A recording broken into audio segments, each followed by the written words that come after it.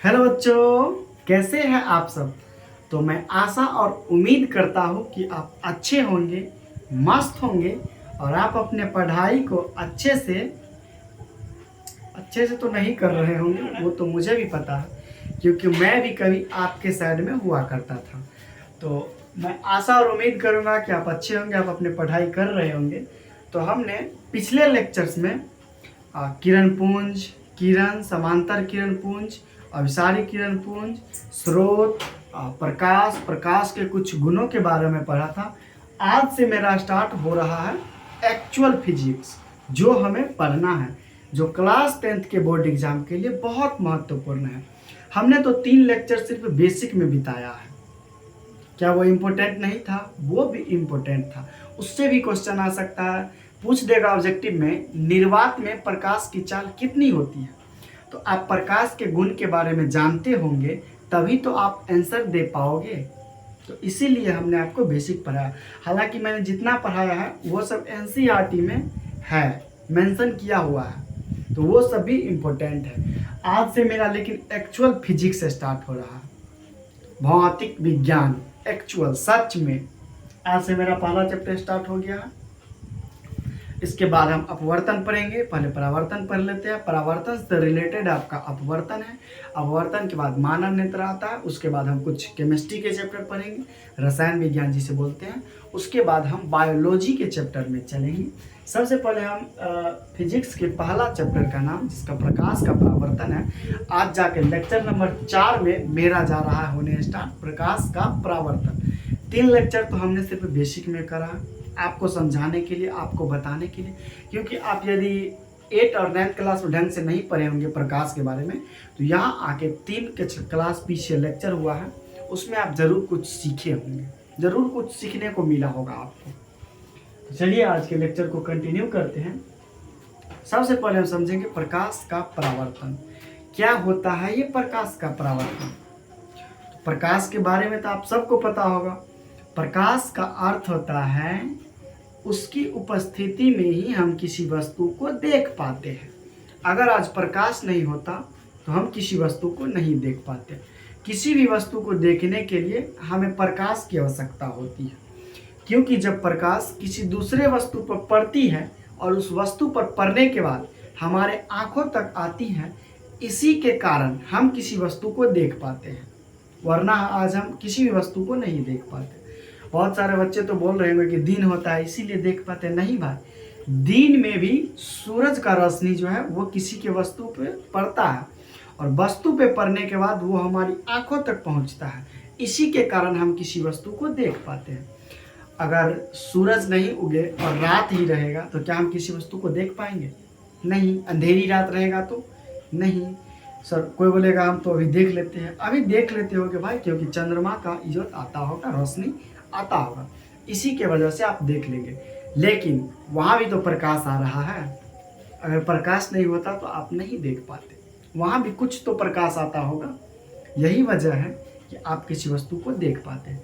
और अगर आप किसी वस्तु को देख पाते हैं बिना लाइट की जगह, बिना लाइट के कारण, तो कहीं आप उल्लू तो नहीं, क्योंकि वही एक पक्षी ऐसा है जो अंधेरी रातों को भी चीज़ों को अच्छे से साफ साफ स्पष्ट देख लेता है। सॉरी भाई, मजाक कर रहा हूँ, मैं मजाक कर रहा हूँ, मजाक से हट के।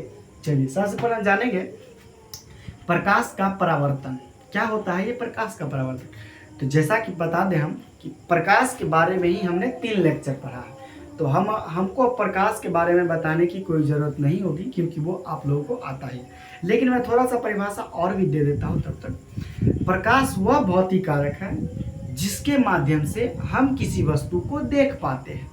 अगर प्रकाश नहीं होता तो हम किसी वस्तु को नहीं देख पाते, प्रकाश के कारण हम किसी वस्तु को देख पाते हैं। और परावर्तन का अर्थ हुआ किसी वस्तु पर पड़ने के बाद वो जिस भी रास्ते में जा रहा है उसे हम परावर्तन बोलते हैं।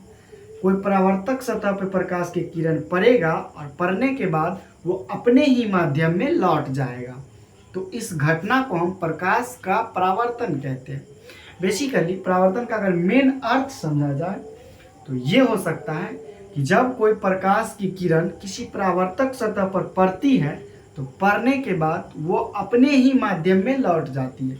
जैसे कि देखिए, ये प्रकाश का किरण मेरा आ रहा है, इस परावर्तक सतह पे पड़ा और पढ़ने के बाद ये किरण इस डायरेक्शन में अपने ही माध्यम में चला जाएगा। अगर नीचे चला जाता तो ये दूसरा माध्यम हो जाता, लेकिन ये इसी माध्यम से आया है और इस तरफ इसी माध्यम से जा रहा है। यही मेरा हुआ अपने ही माध्यम में लौटना। इस घटना को हम प्रकाश का परावर्तन कहते हैं। तो हमने आपके लिए लिख कर लाया है, थोड़ा सा आप एडजस्ट कर लीजिएगा क्योंकि मार्कर का इंक खत्म है, जिसके कारण थोड़ा आपको धुंधला दिखाई दे सकता है। इसके लिए मैं सॉरी चाहूँगा। इसको आप पहले नोट कीजिए, हम आपको पढ़ के समझा देते। देखिए, जब कोई प्रकाश की किरण किसी परावर्तक सतह पर पड़ती है तो पड़ने के बाद अपने ही माध्यम में लौट जाती है, उसे हम प्रकाश का परावर्तन कहते हैं। अब बहुत सारे बच्चों के मन में डाउट होता होगा कि ये परावर्तक सतह क्या होता है।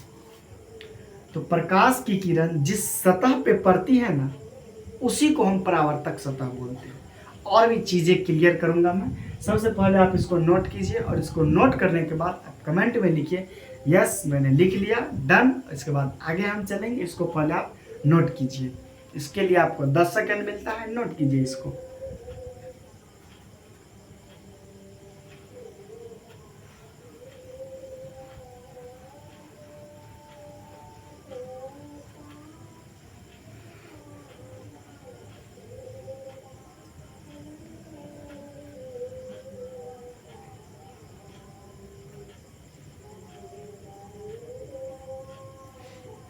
आई होप, मैं आशा करूंगा कि आप ये लिख लिए होंगे, समझ भी गए होंगे। अगर आपने अभी तक नहीं लिखा तो स्क्रीन को पॉज कीजिए और इसको नोट कीजिए।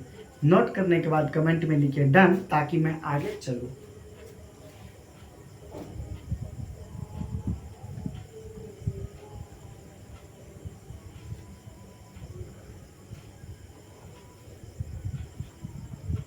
अब देखिए, अब हम समझेंगे उस परिभाषा से डायग्राम किस टाइप का बनेगा, डायग्राम के थ्रू हम कैसे समझ सकते हैं।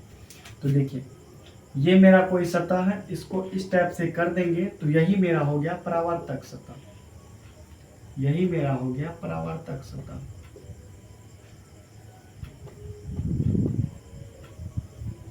परावर्तक सतह। और इस परावर्तक सतह पर जो प्रकाश की किरण आती है और इस सतह पे पड़ती है, तो इस किरण को हम बोलते हैं आपतित किरण। इसको क्या बोलते हैं? आपतित किरण। आपतित किरण, देखिए ये आने वाला किरण है, इसको हम ऐसे दर्शा देते हैं। और इस बिंदु पे पड़ने के बाद ये अपने ही माध्यम में लौट जाएगा। तो ये लौट जाता है, तो इसको हम बोलेंगे परावर्तित किरण। क्या बोलेंगे? परावर्तित किरण। और इस बिंदु को हम नाम बोलते हैं आपतन बिंदु। क्या बोलेंगे? आपतन बिंदु।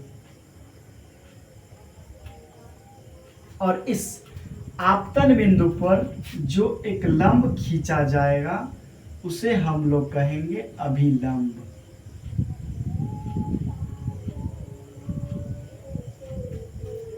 सब चीज समझाएंगे, पहले हमको लिखने दीजिए।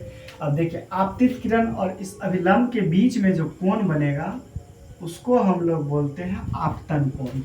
और परावर्तित किरण और अभिलंब के बीच में जो कोण बनेगा उसे हम लोग बोलते हैं परावर्तन कोण। आपतन कोण को I से सूचित किया जाता है और परावर्तन कोण को R से सूचित किया जाता है। तो इसको हिंदी में भी हम लिख देते हैं। I का मतलब हुआ अपवर्तन कोण, I का मतलब हुआ आपतन कोण और R का मतलब हुआ परावर्तन कोण। अपवर्तन तो हमको अगले चैप्टर में पढ़ना है, प्रकाश का अपवर्तन। अपवर्तन तो हमको अगले चैप्टर में पढ़ना है। इस चैप्टर में बेसिकली हमको सिर्फ प्रकाश के परावर्तन के बारे में पढ़ना है बस। तो देखिए, I का मतलब हुआ आपतन कोण। चलिए यहीं पे हम लिख देते हैं, ये मेरा हो गया आपतन कोण। ओए, गर्दन को जरा सीधे करो, ऐसे करके देखोगे क्या गर्दन टूट जाएगा। लिख लीजिए। और आर को हम लोग बोलेंगे परावर्तन कोण। क्या बोलेंगे?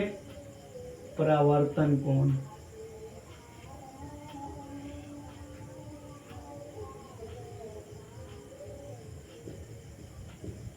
परावर्तन कोण।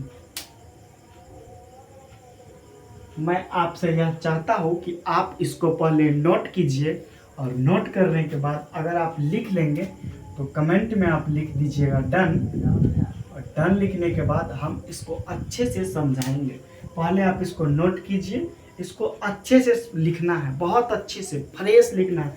मेरे पास तो यहाँ जगह का कमी था, शायद आपको यहाँ पे बोर्ड चमक भी रहा होगा, जिसके कारण से मैं इस तरफ ही पढ़ा रहा हूँ। आप यहाँ पे आपको थोड़ा दिक्कत हो सकता है। चलिए इसको हम पहले इस डायग्राम को आप नोट कीजिए। इस डायग्राम को के बारे में सबसे पहले हम आपतित किरण के बारे में जानकारी देंगे। ये तो आपको पूछा नहीं जाता है, इसको लिखने की भी कोई ज़रूरत नहीं है, हम यहीं पे बोल के समझा देंगे। उसके बाद हम समझाएंगे आपको परावर्तित किरण के बारे में, उसके बाद समझाएंगे आपतन कोण के बारे में, उसके बाद समझाएंगे परावर्तन कोण के बारे में, उसके बाद समझाएंगे अभिलंब के बारे में, और उसके बाद समझाएंगे आपतन बिंदु और ये परावर्तक स्तर। सबसे पहले आप इसको नोट कीजिए। इसको नोट करने के लिए आपको हम पूरे 10 सेकंड का टाइम देते हैं, और अगर नोट कर लीजिएगा तो कमेंट में ज़रूर लिखिएगा, और नहीं नोट कीजिएगा तो बोल दीजिएगा हम। चलिए लिखिए इसको, हम यहीं पे है, लिखिए। ये पूछा जा सकता है मेरा एग्जाम में, बोल देगा प्रकाश के परावर्तन से आप क्या समझते हैं, या प्रकाश का परावर्तन किसे कहते हैं, या प्रकाश का परावर्तन से आप क्या समझते हैं। कुछ भी क्वेश्चन हो सकता है। इस डायग्राम को आप नोट कीजिए, जल्दी नोट कीजिए, आगे की तरफ हम चलेंगे।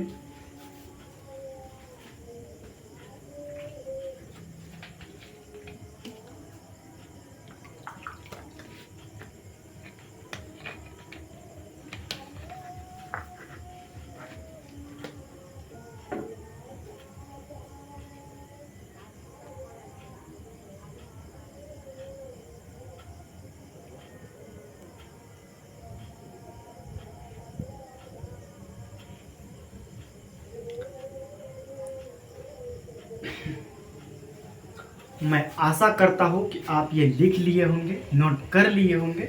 अब हम एक एक करके सारे चीज़ों के बारे में समझेंगे। ये इम्पोर्टेंट है, ये आगे चैप्टर में कहीं ना कहीं यूज होता रहेगा। अगर आप अभी अच्छा से नहीं समझ पाएंगे तो आगे चल के आपको दिक्कत हो सकती है, या हो सकता है। तो क्यों ना अभी ही अच्छा से पढ़ लिया जाए, ताकि हमको आगे चल के दिक्कत ही ना हो। तो चलिए समझते हैं। सबसे पहले हम समझेंगे आपतित किरण। सबसे पहले हम किरण के बारे में समझेंगे। किरण क्या होता है, किरण के बारे में हमने आपको कल पढ़ाया था। प्रकाश जिस पथ पर चलती है उसे हम किरण बोलते हैं। याद करके नहीं आए हो क्या? कल ही तो लिखाए थे, क्या बात कर रहे हो? कल ही लिखाए थे, एक ही दिन में भूल गए। इसका मतलब तुम लोग पढ़ते नहीं।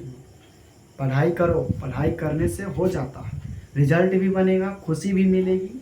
और 10th का बोर्ड आपके ज़िंदगी का पहला बोर्ड एग्ज़ाम होने वाला है। तो क्यों ना अच्छा से प्रिपेयर किया जाए, और अच्छा से प्रिपेयर कैसे करना है उस सब चीज़ के लिए मैं हूँ, मैं गाइड करने के लिए हूँ।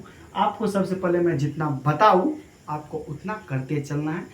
आप और अंत में अलगे लेवल पर, अलग लेवल पर कॉन्फिडेंट फील करोगे, बहुत कॉन्फिडेंट आपको फील होगा, बहुत। तो चलिए समझाते हैं आपतित किरण के बारे में।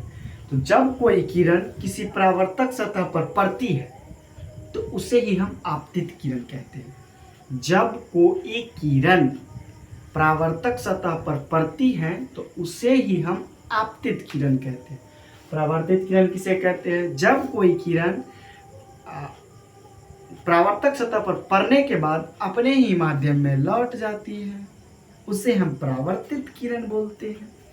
जब कोई प्रकाश की किरण परावर्तक सतह से टकराने के बाद अपने ही माध्यम में लौट जाती है, उसे हम परावर्तित किरण बोलेंगे। समझ में आया या नहीं? इतना आसान भाषा समझा रहे हैं, इतना आसान तो आपको कहीं नहीं समझाएगा, कहीं नहीं। बड़े बड़े टीचर होंगे, ये तो आपको सिर्फ समझा देगा, देखिए आने वाले किरण को आपतित किरण, यहाँ से जाने वाले किरण को परावर्तित किरण, ये भी आप एक तरह से समझ सकते हैं।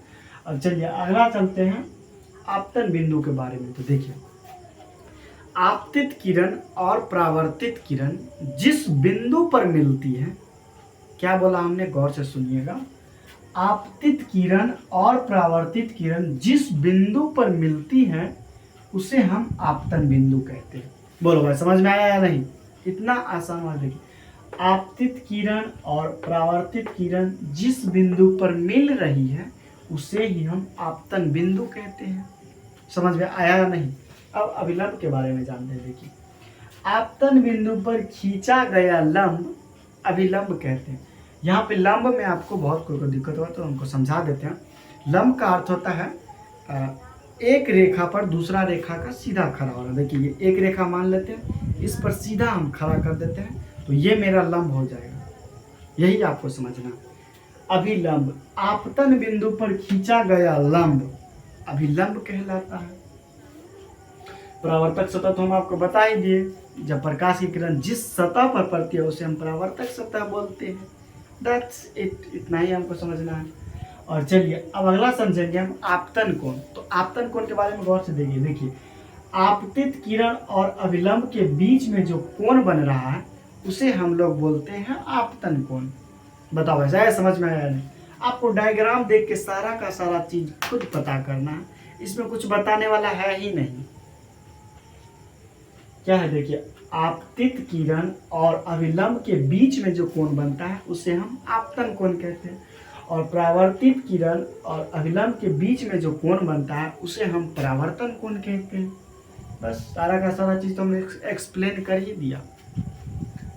इसको अभी भी कोई अगर नोट नहीं किया है तो फ्रेश कॉपी में पेंसिल और मेटन केटन की मदद से इसको नोट कीजिए। इसको नोट करने के बाद लिखिए डन, और इसके बाद हम आगे चलते हैं। मैं आशा करता हूँ कि आप ये नोट कर लिए होंगे। अगर आपने नोट नहीं किया तो स्क्रीन को पॉज कीजिए और इसको नोट कीजिए।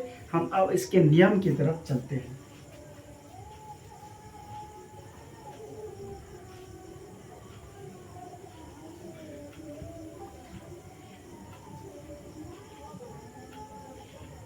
अब हम जानेंगे प्रकाश के परावर्तन का नियम।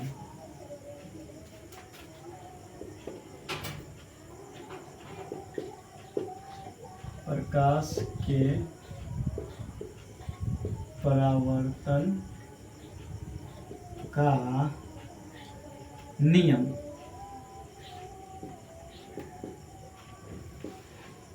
अब ये क्या है नियम? नियम का अर्थ जो प्रकाश का द्वारा कहा गया है, जो प्रकाश से घटित हुआ है, वही उसी चीज को हम नियम बोलते हैं। तो चलिए, क्या होता है, इसके दो नियम होते हैं। पहला नियम, आपतन कोण परावर्तन कोण के बराबर होते हैं। आपतन कोण परावर्तन कोण के बराबर होते हैं। परावर्तन कोण के बराबर होते हैं। बराबर होते हैं। और दूसरा हम समझेंगे क्या था। देखिए, हम जब पा रहे थे चित्र, पा रहे थे नहीं, बनाए थे चित्र, तो उसमें क्या था, आपतन कोण और परावर्तन कोण दोनों बराबर होता था। वही मेरा नियम है, आपतन कोण परावर्तन कोण के बराबर होते हैं। और दूसरा नियम सुनिए क्या है, आपतित किरण परावर्तित किरण तथा आपतन बिंदु एवं अभिलंब सब एक ही तल में होते हैं। एक ही तल यानी कि एक ही परावर्तक सतह पे था, जो इतना बिंदु था उसी बिंदु पे था।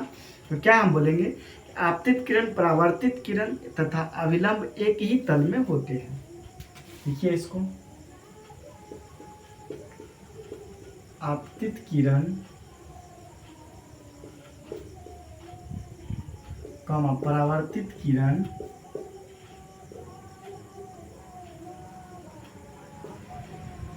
तथा अभिलंब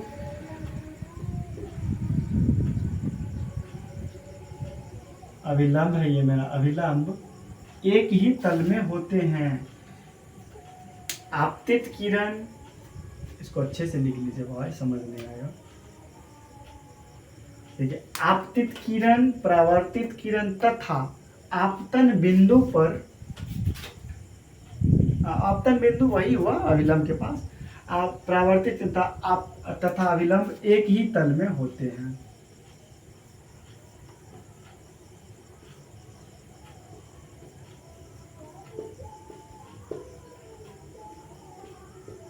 बस इतना ही हमको समझना था। यही था मेरा प्रकाश का परावर्तन और प्रकाश के परावर्तन का नियम। इसमें हमें बहुत सारे चीज़ों के बारे में पढ़ना होगा। आगे के लेक्चर को हम कंटिन्यू प्रतिबिंब से करेंगे। प्रतिबिंब होगा, उसके बाद हम चिन्ह परिपाटी के बारे में पढ़ेंगे, उसके बाद दर्पण, जिसे आप ऐना के नाम से जानते हैं। ऐना, वही जो देखते हैं उसी को हम दर्पण बोलते हैं, ऐना। चलिए, इस प्रकाश के परावर्तन के नियम को आप नोट कीजिए और नोट करने के बाद लिखिएगा डन। इसको हम और अच्छे से समझाते हैं। पहले आप इसको नोट कीजिए। इसको नोट करने के लिए आपको पूरी 10 सेकंड का टाइम मिलता है। नोट कीजिए इसको।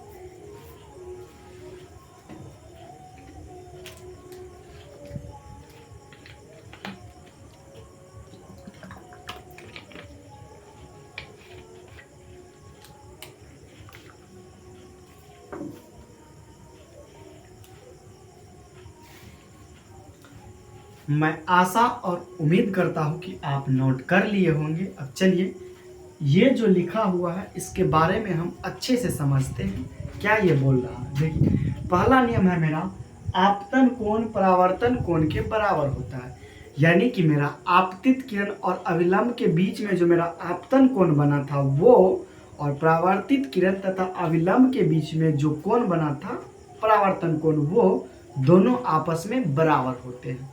यही पहला नियम बताया गया। आपतन कोण परावर्तन कोण के बराबर होते हैं। और दूसरा देखिए, आपतित किरण, परावर्तित किरण तथा अविलंब एक ही तल में होते हैं। यानी कि आपतित किरण आने वाला किरण, परावर्तित किरण जाने वाला किरण और अविलंब किसी एक ही तल में होते हैं, एक ही बिंदु पर होते हैं, उसी को एक ही तल भी बोलते हैं। यही है मेरा प्रकाश के परावर्तन का नियम। इसको नोट कीजिए और नोट करने के बाद हम आगे चलते हैं। इस स्क्रीन को पॉज करके आप नोट कीजिए, हम आगे की तरफ चलते हैं, मूव करते हैं।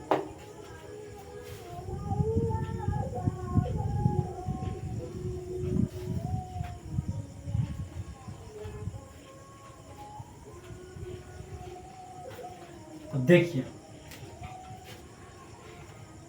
इस पे हम आपको कंसेप्ट क्लियर करने के लिए 2 क्वेश्चन बताएंगे जो आपको बना के दिखाना है। अभी उसके लिए आप कुछ समय देंगे। सबसे पहले आई माने परावर्तन को, यदि आई 60 डिग्री है तो आर मेरा कितना होगा। क्वेश्चन नंबर 2 में अगर आर मेरा 45 डिग्री है तो आई का वैल्यू कितना होगा। इस दोनों का आंसर आपको कमेंट बॉक्स में लिख कर देना है, और जिसको हो जाएगा वो कृपया करके लिख दे, और जिसको नहीं होगा वो इस बोर्ड पे देखे, मैं उसको समझाऊंगा। देखिए, अभी हमने प्रकाश के परावर्तन के 2 नियम पढ़े हैं। उसमें से एक नियम होता था आपतन कोण परावर्तन कोण के बराबर होते हैं। तो देखिए, मेरा आपतन कोण 60 डिग्री है, इसका मतलब परावर्तन कोण भी 60 डिग्री होगा, तभी तो दोनों आपस में बराबर होगा। इसका मतलब मेरा आर का वैल्यू भी 60 डिग्री हो जाएगा। यहाँ देखिए, परावर्तन कोण 45 डिग्री तो आपतन कोण भी 45 डिग्री ही होगा। चलिए, आज के लेक्चर को हम यहीं तक रहने देंगे। आगे के लेक्चर को हम बाद में कंटिन्यू करेंगे। Thank you. ऐसे ही आप अपना प्यार दिखाते रहें ताकि मैं आपके लिए और अमेजिंग तरह से और अमेजिंग स्टाइल में और कंटेंट भरा क्लास आपके लिए उपलब्ध कराऊं, उपलब्ध करके मैं लाऊं, ताकि आपको अच्छे से समझ में आए। आज के लेक्चर में आपको जितना दिक्कत हुआ कृपया करके आप कमेंट में लिखें, और उस प्रॉब्लम का सॉल्यूशन मैं दूंगा। और अगर समझ में आ गया है तो कमेंट में लिखे डन, क्लियर। चलिए, मिलते हैं नेक्स्ट वीडियो में। तब तक के लिए थैंक यू, बाय।